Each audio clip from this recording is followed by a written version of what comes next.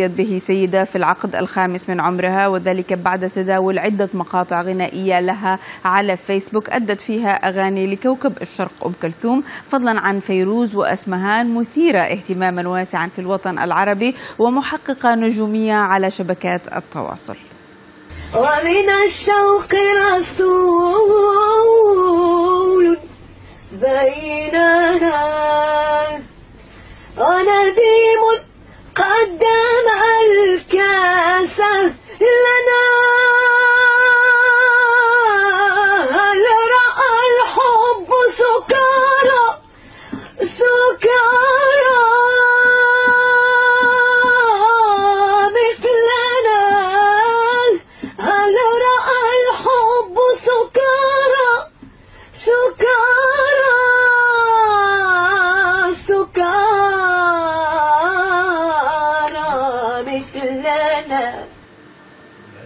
ومن الرباط تنضم إلينا السيدة نادية شيبوب التي راجت لها مقاطع غنائية وتم تشبيه صوتها بأم كلثوم. أهلا فيك معنا يا نادية. شكرا. كيف انتشرت لك هذه المقاطع؟ هذه المقاطع هذه انتشرت لي من طرف واحد الإنسان اللي هي عزيزة على قلبي وصديقة ديالي، الأستاذة أسماء عدنان، اللي هي معجبة بالصوت ديالي وكتشجعني على أنني نخوض هذا الميدان. نعم. طيب نادية، خلينا يعني أنت كان حلمك هذا الغناء؟ هذا الحلم هذا كان عندي منذ الصغر. نعم. منذ الصغر وأنا كان نغني وأنا كان دندن مع صديقاتي مع أصدقائي في المدرسة في الدار في الشارع في أي مكان. طب ليش ما غنيتي؟ ما احترفتي؟ نظرا صرت ربة بيت وأم لطفلين والمسار الحياة يعني والأطفال صغار ما خلاش على أنني غادي نقوم غادي نقوم بهذه الخطوة. طب نادية سمعينا شيء إذا ممكن. واخا إذا ممكن تسمعينا شيء. أنا لا مرحبا. أيه على راسي وعينيا.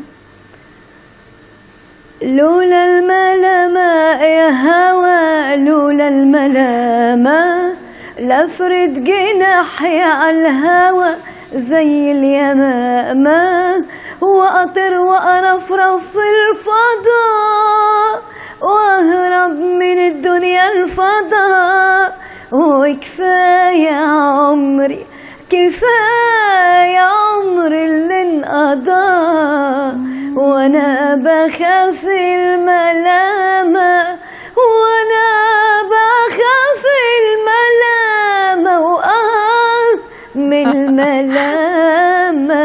الله عليكي الله عليكي. طب هل ناوية الآن تحترفي يا نادية؟ جزاك الله خير.